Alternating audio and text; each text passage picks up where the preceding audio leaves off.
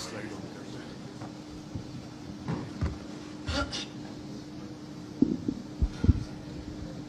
Former Prime Minister Imran Khan, former federal ministers اور حاضرین السلام علیکم. آج ٹاپک تو یہ بہت بڑا ہے اور انٹرنیشنلی اس پہ کتابیں بھی کافی لکھی گئی ہیں, اسکالرلی آرٹیکلز بھی ہیں, ریسرچ پیپرز بھی ہیں, بٹ انفارچونیٹلی اس ایشو پہ پاکستان میں اکیڈیمیا نے اتنا زیادہ کام نہیں کیا. اس لیے میں آج آپ کے ساتھ میڈیا نے اس کو کیسے کانسپریسی ریجیم چینج کی, اس کو ڈیل کیسے کیا, میڈیا نیریٹیوز کیسے بنے, وہ تھوڑی ڈیٹیل میں جاؤں گا اور اس کا تھوڑا سا آپ کو اسپیکٹ بتاؤں گا لارجر اسٹریٹجک لیول پہ. لیکن میں یہ پوسٹر دیکھ رہا تھا ریجیم چینج کانسپریسی, تو مجھے پتہ لگا کہ یہ بھی راشد نے پینافیکس بنایا ہے. تو راشد کافی اچھے کام کرتا ہے, میں خیال پی ٹی آئی میں, تو مائی کلیپنگ فار ہم. اچھا, ریجیم چینج پاکستان میں جب ہم دیکھتے ہیں تو اس کے دو اسپیکٹس ہیں, ایک ایکسٹرنل فیکٹرز ہوتے ہیں اور انٹرنل ہوتے ہیں. اگر ہم ایکسٹرنل فیکٹرز کو دیکھیں تو decision by one state to abandon bargaining with another and remove the target state's leader. P T I کی حکومت میں جب ہم یہ دیکھتے ہیں تو ہم خبریں دیکھ رہے تھے, میڈیا میں آ رہی ہیں کہ جی جو بائیڈن جو ہے وہ کال فارن آفس کا رابطہ ہو رہا ہے, پاکستان کے foreign minister Shah Mahmood Qureshi, U S national security adviser Antony Blinken سے فارن آفس نے رابطے کی کوشش کی, نہیں ہوا. لیکن بلاول آتے ہیں, ان کے سارے رابطے ہو جاتے ہیں.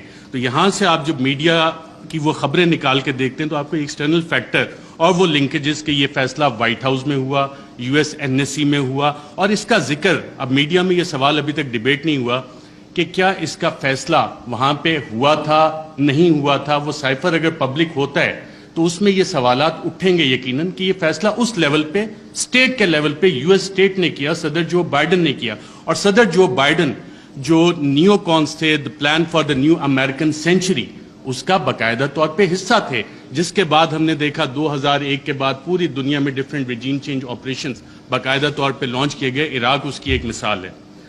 انٹرنل فیکٹرز پہ جب ہم آتے ہیں, میں بڑا بریف رکھوں گا کہ میں ٹائم بتایا گیا 10 منٹ کا ہے. انٹرنل فیکٹرز کو جب ہم دیکھتے ہیں تو اس میں ذاتی انا کے مسئلے آ جاتے ہیں, کچھ اداروں کے مسائل آ جاتے ہیں, کچھ سیاسی مفادات آ جاتے ہیں. اور اس میں ایک سوال جب ہم انٹرنل فیکٹرز کا دیکھتے ہیں تو بڑا سوال یہ بنتا ہے کہ ملک کا کون سوچتا ہے, پاکستان کا کون سوچتا ہے.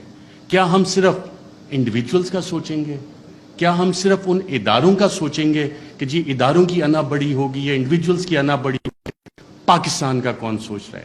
کیا وزیر اعظم عمران خان اس وقت پاکستان کا سوچ رہا تھا یا انڈیویجولز کے بینیفٹ دیکھ رہا تھا؟ اور کیا یہ جو ریجیم چینج کانسپریسی ہے اس میں جو میڈیا نیریٹیوز بنے وہ کس طرح کے بنے؟ اس میں انڈیویجولز اور انسٹیٹیوشن نے ڈومینیٹ کیا یا پاکستان کا سوال کسی نے اٹھایا اس حوالے سے؟ میڈیا نیریٹیوز اس حوالے سے سائلنٹ ہیں, اس میں آپ کو انسٹیٹیوشنل اور انڈیویجول ڈومیننس نظر آتی ہے. اچھا, کوورٹ ایکشن بھی اس میں باقاعدہ طور پہ پلان ہوا. میڈیا میں being fly on the wall and being an active participant, ایک ایکٹیو جرنلسٹ ہوتے ہوئے آپ کو بہت کچھ پتہ لگتا ہے کہ جی میڈیا نیریٹیو بننا کیسے. اکثر جو حکومتیں بیٹھی ہوتی ہیں ان کو سب سے آخر میں پتہ لگتا ہے کہ ہمارے ساتھ ہو کیا رہا ہے. میڈیا کو پہلے پتہ لگ جانا شروع ہو جاتا ہے, کیونکہ کوورٹ ایکشن میڈیا نے پبلک اوپینین شیپ کرنا ہوتا ہے, پاپولیشن کو بتانا ہوتا ہے کہ جناب یہ حکومت کے ساتھ مسائل ہیں, اور وہ کہانیاں شروع ہو جاتی ہیں, اور یہ ڈاکومنٹڈ ہے اس سارے کیس میں بھی. اور پھر ٹولز اس میں استعمال ہوتے ہیں, لا فیئر جس کو ہم جسٹیفائی کرنے کے لیے, لا پلس وارفیئر, لا فیئر, اور اس کے پولیٹیکل اینگلز بھی ہیں. اور ایک مثال تو فواد چودھری صاحب نے بھی ابھی دی کہ کس طرح ہوا. پھر ایک مثال جس دن آخری دن تھا اس حکومت کا, سب کچھ ہوا لیکن ہوا کچھ بھی نہیں, میسیجنگ بھی ہوئی لیکن ہوا کچھ بھی نہیں. کاروائی کیا ہوئی تھی اس دن؟ کچھ ہوئی لیکن میسیج کنوے ہو گیا تھا کہ یہ کچھ ہو سکتا ہے لیکن ہوا نہیں. سو وہ لا فیئر باقاعدہ طور پہ ریجیم چینج آپریشن کا ایک حصہ تھا, سوچا گیا, امپلیمنٹ کیا گیا, اور میڈیا نے اسے باقاعدہ طور پہ رپورٹ کیا, جس وجہ سے آج ہم اس کی بات کرتے ہیں, سوالات اٹھتے ہیں کہ جناب یہ والے کام کیسے ہوئے. صدر مملکت doctor Arif Alvi, supreme commander of the armed forces, head of the state representing unity of the republic, انہوں نے اپنے خط میں ذکر کیا ہے کہ 1951 سے شروع ہوتا ہے. لیاقت علی خان کی اسیسینیشن, ذوالفقار علی بھٹو کا بھی ذکر کرتے ہیں, پھر اس وقت پرائم منسٹر عمران خان کی حکومت کو جو نکالا گیا, smoking gun in the hand of a conspirator, کہ ایک سازشی کے ہاتھ میں دھواں دیتی ہوئی بندوق وہ ڈھونڈنی ہے, اس کے لیے کمیشن بنانا ہے.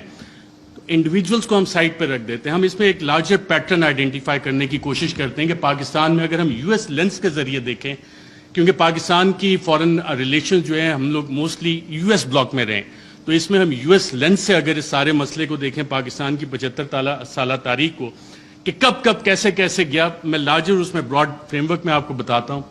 1958 martial law, 1978 martial law, 1999 martial law, یہ تمام مارشل لا جس وقت لگے اس وقت امریکہ کے اس خطے میں انٹرسٹ تھے.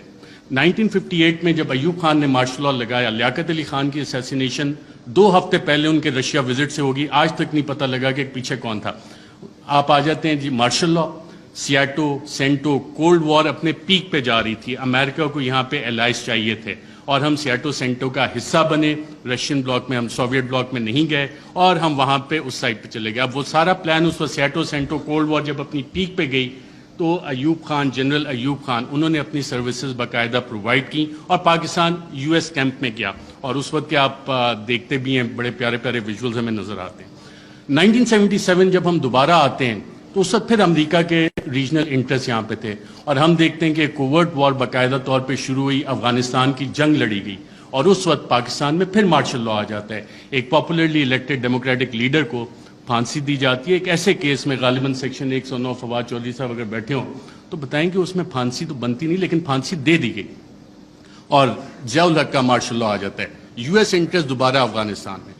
99 میں جب ہم آتے ہیں دوبارہ تو ایک نئی جنگ ہمیں چاہیے، اس کے لیے نیو کانس کے پلان آلریڈی بن چکے تھے، آلریڈی تھا کہ کدھر عراق میں جنگ ہونی ہے، لیبیا میں ہونی ہے، سیریا میں ہو رہی ہے، ایران، پاکستان بھی اس کا حصہ تھا لیکن پاکستان جیسے بلڈ بارڈرز کا ڈاکٹر شیری مزاحی نے بتایا، Pakistan for various reasons and one of the main factors being a nuclear power تھوڑا سا بچ گئے. جو وار اگینسٹ ٹیرر ہماری شروع ہوئی، دہشت گردی کے خلاف جنگ، جو ٹی ٹی پی کا سارا انفیوز کیا گیا، وہ سارا اسی کا ایک حصہ تھا کہ یہاں پہ یہ ساری کاروائیاں پاکستان میں ہونی ہیں اور ہم اس ٹریپ میں باقاعدہ طور پہ واک ان کیے. یہ والے ہم 3 فیزز جب نکالتے ہیں، اچھا ان میں ٹرانزیشن کیسے ہوتی ہے؟ ٹرانزیشن پاپولرلی ہوتی ہے. جتنے بھی یہ لوگ گئے، جب ہم دیکھتے ہیں کہ جناب ٹرانزیشن 1969-70 میں جو ٹرانزیشن آئی وہ پاپولر اپرائزنگ ہوئی، پاپولر لیڈرز آپ کے کھڑے ہوئے. پاکستان پیپلز پارٹی کا قیام آیا، انہوں نے کہا کہ جی ناؤ ڈیڈی از نو مور ایکسیپٹیبل، میں بڑا ہو گیا ہوں، میں اپنی الگ پارٹی بناؤں گا، پاکستان پیپلز پارٹی. عوامی لیگ الگ بنی شیخ مجیب کی اور پھر اس کے بعد کی جو الیکشن مینیپولیشن کی داستان ہے اس کے ریزلٹس ہمارے سامنے. 1988 محترمہ بے نظیر بھٹو آتی ہیں واپس، ایک پاپولر اپرائزنگ ہے. لاہور کے جو جلسے ہیں جن کی مثال دی جاتی تھی، جو کہ اب پاکستان تحریک انصاف نے جتنے بڑے بڑے جلسے کیے ہیں اسے اوور ویلم کر لیا، لیکن وہ مثال دی جاتی تھی کہ پاپولر اپرائزنگ ہوئی اور پھر وہاں پہ جو بھی جو طیارہ جب پھٹا تھا جنرل ضیاء الحق کا تو آپ کی ایک ڈیموکریٹک ٹرانزیشن آئی. اور یہ وہ فیز ہے جب آپ دوبارہ دیکھتے ہیں کہ ایک ٹرانزیشن ہو رہی ہے، دوبارہ آپ جنگ سے نکل رہے ہیں، حالات سٹیبل ہو رہے ہیں، افغانستان آپ نے فتح کر لیا ہے، سوویٹس کو وہاں سے بھگا دیا ہے. سو جنرل ضیاء کا کام ختم ہو گیا. سو پاکستان میں آپ ٹرانزیشن تھوڑے عرصے کے لیے چلو جی جمہوریت انہیں کھیلنے دیتے ہیں. پھر آ جاتا ہے 1999 اور 2007-8 general Musharraf, war against terror, اور اس کے بعد جب ان کی یوٹیلیٹی ختم ہوتی ہے ہم نے دیکھا ایک پاپولر اپرائزنگ ہوتی ہے اور انہیں جانا پڑتا ہے. ہم لائرز موومنٹ بھی دیکھتے ہیں، ساری چیزیں. لیکن اس سارے عرصے میں جو ڈیموکریٹک ٹرانزیشن ہماری ہوئی ہے اس میں کیا واقعی حقیقی جمہوریت ہماری قائم ہو سکی کیا، یا کہ ہمیشہ ہمیں ایک ہائیبرڈ قسم کی جمہوریت جو ہے وہ ملی ہے؟ اور ہائیبرڈ جمہوریت بنتی کیسے ہے؟ ہمیشہ ایک کنگز پارٹی ہوتی ہے. جب آپ پاکستان کی تاریخ اٹھا کے دیکھتے ہیں تو جو مین آن ہارس بیک ہیں، گھوڑے جو لوگ رائڈ کرتے ہیں، ہارس رائڈنگ کرتے ہیں، وہ اچھے گھوڑے رکھنے کا شوق بھی رکھتے ہیں، تو وہ چیز ہوتی ہے. لیکن اس ساری چیز میں ایک ٹائم فریم بڑا ڈیفرنٹ آ رہا ہے پاکستان کی تاریخ میں، وہ آ رہا ہے 2018 سے 2022 کا. اس دوران میں اتھارٹیرین کنسولیڈیشن بھی ہوتی رہی. اتھارٹیرین کنسولیڈیشن اس طرح کے جو پرانے ایسٹس تھے جن پہ کرپشن کے مقدمات تھے ان کو بھی بچایا جا رہا تھا. دوسری طرف ایک حکومت کوشش کر رہی تھی کہ جی ہم نے ڈیموکریٹک کنسولیڈیشن کرنی ہے، اس کو روکا بھی جا رہا تھا. اور اکاؤنٹیبلٹی اس کی بہت بڑی مثال ہے. اور اگر کسی نے اس کا ایک ٹائم فریم نکالنا ہے کہ بڑا اچھا احتساب چل رہا تھا، ساری چیزیں 1 پیج پہ چل رہی تھیں، لیکن پھر ایک پریس کانفرنس مشہور زمانہ ہوتی ہے جس میں پوری نون لیگ کی لیڈرشپ بیٹھی ہوتی ہے اور مریم نواز اس میں ایک بڑی اچھی بات کرتی ہیں کہ چند اہم لوگوں کی ویڈیوز موجود ہیں. اب ماشاءاللہ سارے وفاقی وزراء کابینہ بیٹھی ہے، سابق وزیر اعظم بیٹھے ہیں. اس کے بعد احتساب کے مقدموں کا کیا ہونا شروع ہوا؟ اس کے بعد کیا ڈیلے ہونا شروع ہو گئیں, اس کے بعد نواز شریف بھی باہر گئے, اس کے بعد کیسز بھی سلو ہونا شروع ہو گئے, کیا کچھ نہیں ہوا. یہ والی ساری چیزیں تھیں. میں میسج آ گیا کہ جی تھوڑا کم کریں. ریجیم چینج جب ہوئی تو میڈیا کی اسٹریٹجی اس میں کیا تھی؟ میڈیا کے 3 Ds اس میں باقاعدہ طور پہ استعمال کیے گئے تحریک انصاف کے خلاف. 3 D تھے: ڈسٹرب, ڈسکریڈٹ, ڈینائی. ڈسٹرب کیسے کرنا ہے؟ جتنے بھی پاکستان تحریک انصاف کے پلانز بنے تھے اسے لا فیئر کے ذریعے, ایڈمنسٹریٹولی اور انفارمیشن آپریشنز کے ذریعے سیبوٹاج کرنے کا باقاعدہ طور پہ پلان بنا, اور اس کی ہم نے مختلف قسم کی امپلیمنٹیشنز دیکھی. اگر آپ نے ایڈمنسٹریٹو اس کی دیکھنی ہے تو وہ وزیر اعظم تو عمران خان تھا, پولیس وین وہاں پہ کس کے آرڈر سے گئی؟ شیخ رشید صاحب انٹیریئر منسٹر تھے, ان سے ہم پوچھتے رہے کہ جناب یہ آپ نے بھیجی؟ وہ کہتے ہیں یار مجھے تو نہیں پتا. وزیر اعظم عمران خان کال دے رہا ہے, پورا ریڈ زون جو ہے بیریکیڈ ہو جاتا ہے, کون حکومت چلا رہا تھا, کیسے؟ تو یہ وہ ایڈمنسٹریٹو سٹیپس ہیں, ہر ایک کے ڈیٹیل میں جائیں گے تو کافی لمبا ہو جائے گا. پھر ایک پلان بنا کہ جی 3 Ds کا ایک حصہ تھا ڈسکریڈٹ کرنا ہے, عمران خان کو ڈسکریڈٹ کرنا ہے, پاکستان تحریک انصاف کو ڈسکریڈٹ کرنا ہے. اور فریم ورک فار اس میں جو نیوز میکنگ تھی, اگر آپ ریڈ زون فائلز اٹھا کے دیکھیں تو اس میں باقاعدہ طور پہ میڈیا والوں کو یہ بتایا جا رہا تھا, یہ چیزیں میڈیا میں آ رہی تھیں کہ جناب دیکھیں یہ اکتوبر میں ایک جو سلسلہ شروع ہوا ہے نا, یہ بڑی زیادتی کی بات ہے. اس میں چند انڈیویجولز جو ہیں ان کو تو یہ حق نہیں دیا جاتا کہ جی پنجاب پولیس کے پیٹرن پہ چیزوں کو لے کے چلیں, ایسے تو نہیں اجازت دی جا سکتی. لیکن سوال آتا ہے کہ کیا ہمیں اس ملک میں آئین کی حکمرانی چاہیے یا اشخاص کی حکمرانی چاہیے؟ ہمیں قانون کی حکمرانی چاہیے یا چند اشخاص کی حکمرانی چاہیے؟ میڈیا فریم ورک جب آپ اس میں سارا اینالائز کرتے ہیں, جتنے آپ کرنٹ افیئرز کے پروگرامز اٹھا لیں, نیوز آرٹیکلز اٹھا لیں, کالمز, ایڈیٹوریلز, اس میں کانسٹیٹیوشنل فریم ورک وہاں پہ ڈیبیٹ فریم نہیں ہوئی, وہاں پہ رولز آف بزنس کی ڈیبیٹ فریم نہیں ہوئی, وہاں پہ ڈیبیٹ فریم ہوئی اداروں کے حساب سے, وہاں پہ ڈیبیٹ فریم ہوئی انڈیویجولز کے حساب سے. اور پھر اپریل میں 9-10 اپریل, اس سے پہلے یہ پلان آ گئے تھے کہ جناب میڈیا سپیس بھی ڈینائی کرنی ہے, بلیک آؤٹ بھی کرنا ہے, جو چند صحافی کوشش کریں کہ آواز اٹھانی ہے ان کو آپ چینل سے نکال دیں. عمران ریاض میرا خیال ابھی بھی بیٹھے ہیں, مجھے اطلاع ملی تھی کہ انہوں نے ایکسپریس جوائن کرنا ہے, لیکن ایکسپریس پہ بھی ابھی تک آن ایئر نہیں ہو سکتے. حالانکہ سلطان لکھانی صاحب فریڈم آف پریس میڈیا اس پہ بلیو بھی کرتے ہیں, کافی اچھے ایڈیٹوریل آرٹیکلز اور چینل بھی چل رہا ہے, but he is not on air. FIRs چلیں, اب صحافیوں کو چھوڑیں, اب تو پوری وفاقی کابینہ جو ہے سابق, اس پہ بھی FIRs ہوئی ہیں, اور ملٹیپل FIRs دہشت گردی کی بھی ہوئی ہیں. اور جن لوگوں نے یہ FIRs کی انہوں نے یہ نہیں سوچا کہ کر کس پہ رہے, کیونکہ پلے بک وہی والی پرانی تھی. مسئلہ یہاں پہ یہ تھا کہ کرپشن کے کیسز نہیں مل رہے. بڑی کوشش کیجیے عمران خان کے خلاف کرپشن کے کیسز نکالے جائیں. میری بھی 1-2 ملاقاتیں ہوئی کہ جناب آپ تو بڑی سٹوریز کرتے ہیں. میں نے کہا یار ایک شخص, اور یہ عمران خان صاحب بیٹھے ہیں, شاید آپ میں سے بہت سے لوگوں کو نہ پتا ہو, PM آفس میں ہمارے بھی ذرائع ہوتے ہیں, اکثر پوری کابینہ پریشان ہوتی تھی کہ جناب بات ہم نے کی ہے, کہاں سے پتہ لگ گئی. وہ شخص جو پانی کی آدھی بوتل بھی ضائع نہیں ہونے دیتا بطور وزیر اعظم کہ یار یہ آدھی پانی کی بوتل میں نے ابھی رکھی, کیوں اٹھا کے لے گئے, وہ کرپشن کرے گا. میں نے سمجھائی لوگوں کو یہ بات, لیکن پلے بک کیونکہ وہی پرانی تھی, کیا کرپشن کے کیسز نکالو, ڈسکریڈٹ کرنا ہے, کرپشن تھوپنی ہے. مسٹر ABC کا فلانا دوست ہے, اس سے نکال کے لاؤ. کچھ نہیں, آج 2-2.25 مہینے ہو گئے, کوئی کرپشن نہ نکلے گا. عمران خان کا کرپشن کا کیس نہیں نکل سکتا, نہ نکلے گا. میں نے بتائی کہ نہیں آپ کچھ کوشش, میں کہا میں یہ کوشش نہیں کر سکتا کیونکہ مجھے یہ پتا ہے کہ عمران خان کی کرپشن نہیں نکلنی. اچھا, media narratives against PTI. French revolution جب آیا تھا تو اس وقت ایک تھاٹ تھا کنگ لوئی کا, میں ریاست ہوں, میں بادشاہ ہوں, میں قانون ہوں. اور یہی چیز ہم نے دیکھی کہ جب میڈیا نیریٹوز PTI کے خلاف بن رہے تھے, ابھی حال ہی میں آپ اگر آئی ایم دا کنگ کا دیکھ لیں, the king can do no wrong. King ہمیشہ, جو بادشاہ ہے وہ ہمیشہ اچھی چیزیں ہی کرتا ہے. فیٹے پہ پوری حکومت نے کام کیا, حماد اظہر بھی ادھر ہیں, لیکن PTI نے کام نہیں کیا, بادشاہ نے سب سے اچھا کام کیا. آئی ایم دا لا, قانون میں ہی ہوں. پولیٹیکلی آئسولیٹ کرو PTI کو. آج PTI واقعی پولیٹیکلی آئسولیٹڈ ہے. کون سی سیاسی جماعت ہے جو PTI کے ساتھ اتحاد میں کھڑی ہے؟ سب ایک طرف ہو گئے. لیکن ایک سٹرینتھ گین ہوئی اس میں, پاکستان کی عوام بغیر کسی کال کے نکل آئے. اور شاید جو وزیر اعظم عمران خان کا آخری دن تھا وزیر اعظم ہاؤس میں, اس وقت جو لوگ نکلے اور جنہوں نے رپورٹ کیا, آئی تھنک عمران ریاض تھے, باقی ہم لوگ بھی تھے, ان سب نے ایک بات نوٹ کی آپ نے خود بھی اپنا دفتر چھوڑنا ہونا کافی ٹائم لگتا ہے کہ ایک شخص فوراً اٹھ کے چلا گیا اور کہا جب سوال جواب ہوئے کوئی رہ تو نہیں گیا کہ اکیلا کر دیا ہے, اب اس کے ساتھ کس نے کھڑا ہونا ہے؟ پاکستان کی عوام کھڑی ہے.